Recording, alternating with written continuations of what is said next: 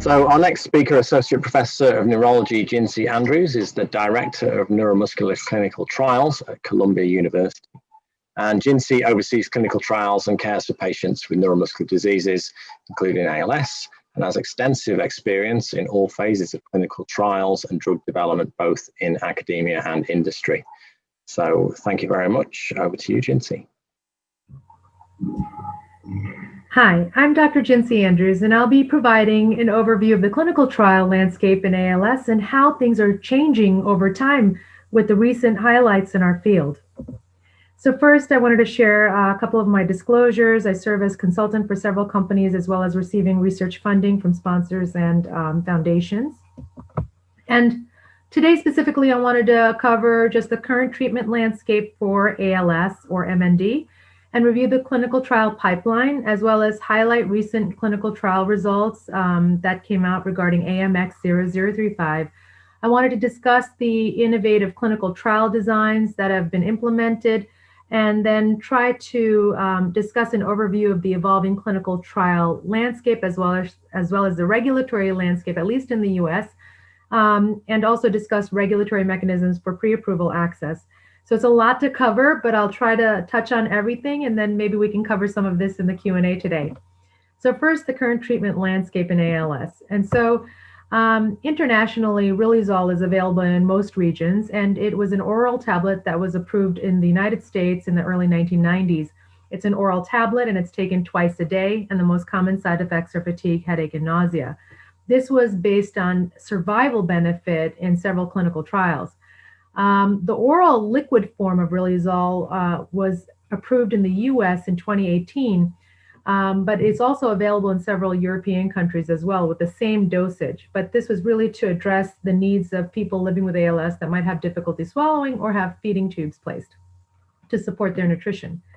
Now, edaravone is not readily available all over the world, and it's available in the United States more recently.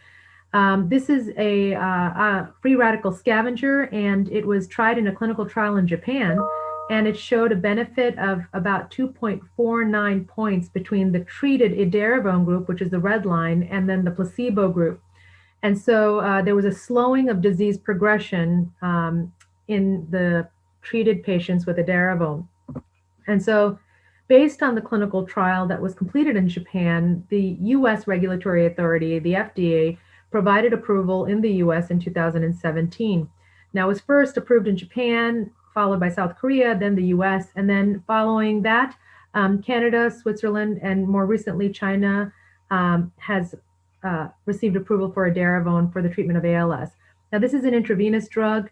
It's administered 14 days in a row for the first cycle, and then patient gets a 2-week break, and then in the second cycle, and then thereafter, people receive infusion 10 out of the 14 days, and then 14 days off. So it's 10 days on out of the first 2 weeks, and then 14 days off. So the current clinical trial landscape, since both of the approved therapies for ALS slow down disease but doesn't cure it and doesn't stop or halt the disease progression, we are still searching for a better treatment for ALS. And so before I talk about the clinical trials, I wanted to cover a couple of things.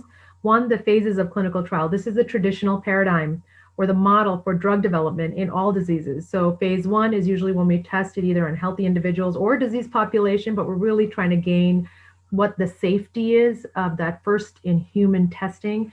Phase 2 is when we do a larger group of people, usually in the disease population, and we look for any preliminary signs of efficacy.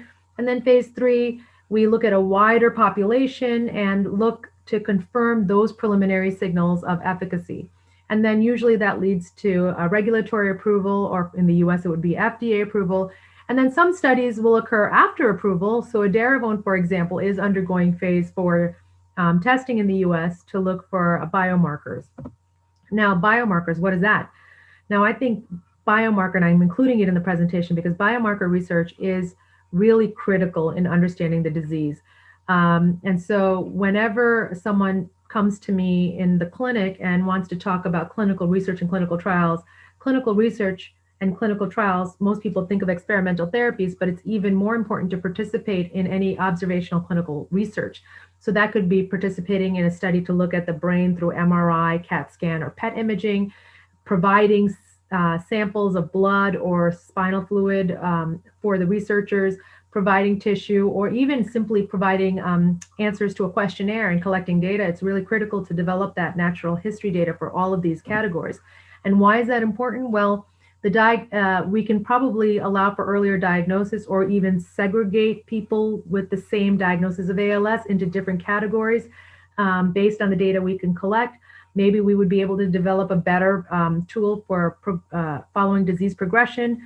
We could probably identify mechanisms to help really target specific populations with specific drugs that target that mechanism. So better chance of success in a clinical trial. And then the other thing is to really understand if a drug is engaging its intended target, that could also help us understand and have a better chance of success when we do the clinical trial. So where are we right now? In ALS, there's a lot of investigational therapies, and they're targeting a variety of things.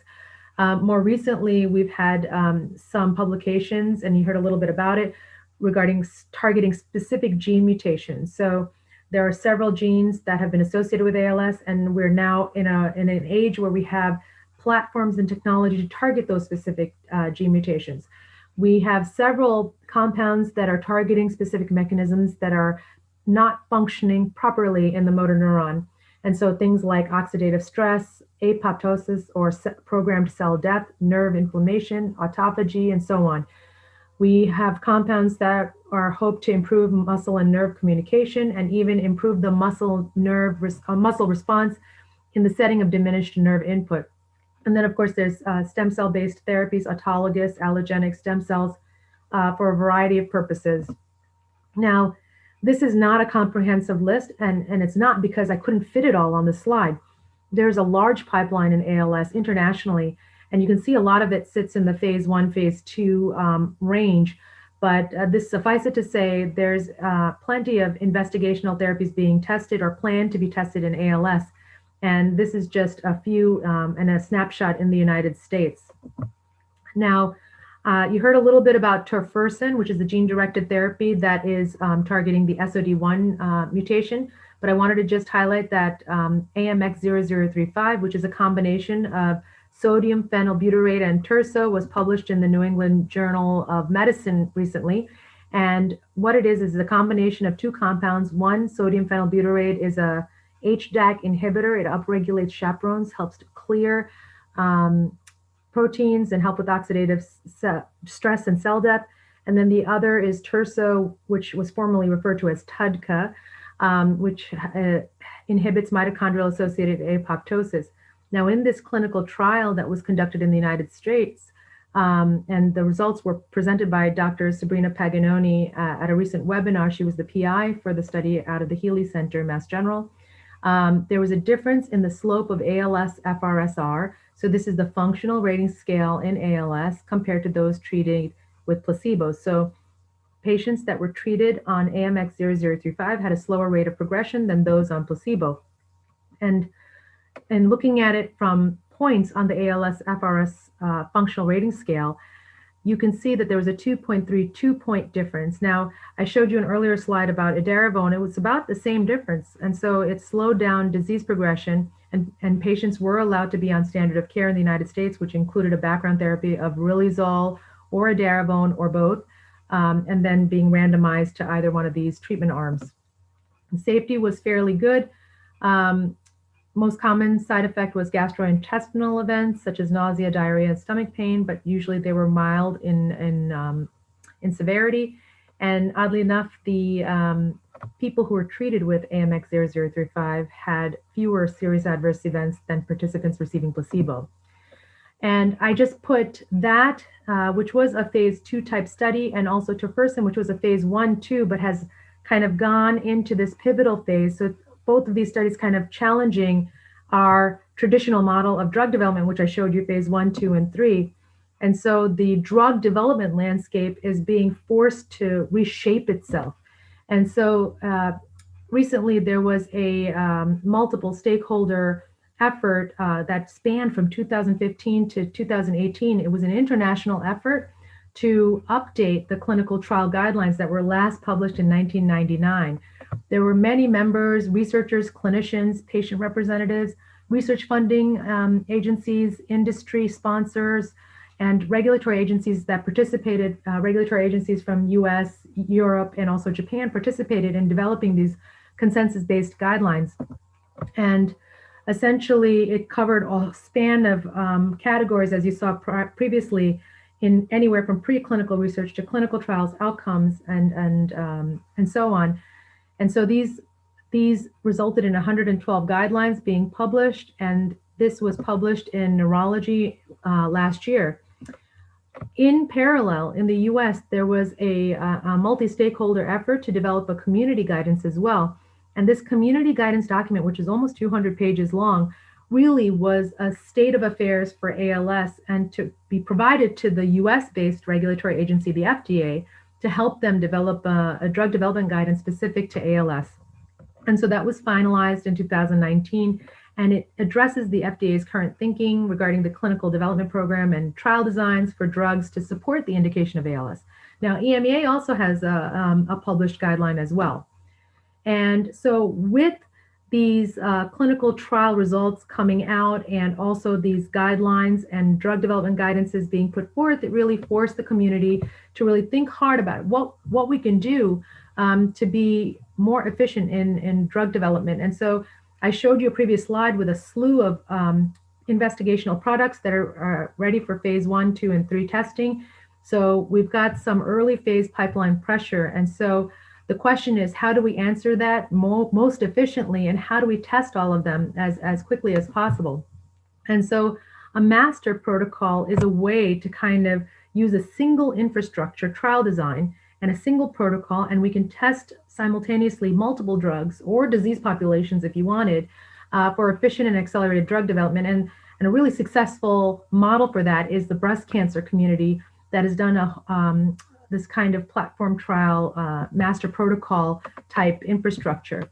Now, platform trials, the master protocol can be implemented in a variety of different trials, but platform trials seemed to be the best. And so we've implemented and launched platform trials in the United States. So Dr. Sikovich and Dr. Paganoni lead the efforts out of the Healy Center.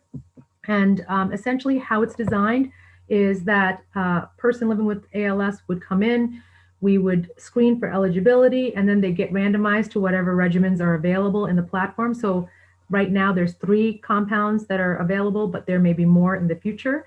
And then from there, they're randomized one more time into either the active or the placebo arm. The duration would be 6 months, but then after they complete, they have the option to participate in an open label extension or roll back into the platform trial if they are eligible.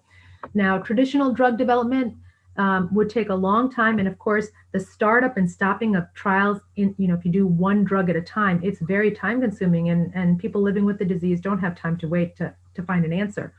In this kind of adaptive platform trial model, we're able to shorten the time for evaluations for testing the same number of therapies and really conserve on the number of people exposed to the placebo arm. So it's the speed of which we can test the drugs, and it's the number of people that we would need, reducing those number of people that we would need and reducing the number of people that we would place on placebo. So these are the compounds that will be entered into the clinical trials for platform. And so the first 3 drugs, zilucoplan, verdiperstat, and CNM-Au8 are the first 3 regimens that are in the US-based platform trials. And pridopidine will be added shortly, and then followed by IC14. And now platform trial, this is the platform trial in the US. There are several others that are outside the US that are also developed for ALS. And so this might be the way we could test compounds more quickly and get to the answer of whether they have any effect on the disease. Now, the last thing I'll leave you with is pre-approval access. I put this terminology here to really help us as a global community have a good vocabulary on what we talk about in terms of gaining access to investigational therapies. There's a lot of confusion out there because there's different regulatory authorities in different regions, and the way we talk about it can get a little bit confused. And so the most common way people living with ALS gain access to an investigational product is through a clinical trial. So I just went through the phases of clinical trial. and they could be controlled, they could be open label. But then once a person participates in the clinical trial, there may be, especially after a phase 2 or phase 3 study where there's preliminary efficacy, once they participate in the controlled portion, they can roll over to what's called an open label extension. So this is where the sponsor would provide the investigational therapy to those who participated in the controlled portion of the study. And then there's expanded access. Expanded access is a mechanism in the US. It's an FDA based mechanism for access to an investigational drug outside of a clinical trial. In Europe, it's called compassionate use program. And so some patients may not be eligible, and they will seek out these, and they have specific requirements to be eligible for these programs, but it is oversighted by a regional regulatory authority. In the US, a couple of years ago, we had legislation that was passed called Right to Try. And so it's to allow terminally ill patients to try investigational therapies, but these therapies have to complete phase 1 and have to be in active testing. Now, the intent was to try to get access to investigational therapies faster in the US because there was a perception that the FDA, the regulatory authority in the US, was potentially a hurdle for access. And so that's the main difference between the expanded access program and the Right to Try law. To date, in ALS, there is no real example of the use of Right to Try. There are several examples of expanded access and continue to be so depending on the individual situation. And FDA has generally approved these requests, especially if someone who is not clinical trial eligible and has exhausted all of the available therapies. And then I just put this up here. This is from a publication in 2016 regarding compassionate use programs in the European Union. And in fact, in Europe, there's about 64% of countries that have local guidelines and local criteria for compassionate use for patients who have life-threatening, long-lasting, or serious debilitating disease. Now, this is a typical algorithm. This is very much similar to the US-based algorithm, where if a patient has seriously debilitating disease, they would then move to the authorized treatments or therapies. If there's none available, then they move to clinical trials. And if they meet eligibility, they enter the clinical trial. Or if they don't, and they've exhausted all their possibilities, they move to a compassionate use program. So that's kind of the pre-approval world for investigational drugs. And so I'll leave you with just a few thoughts very quickly. First, I think it's so important. I'm a clinical trialist and a clinician. I see people living with the disease at Columbia University.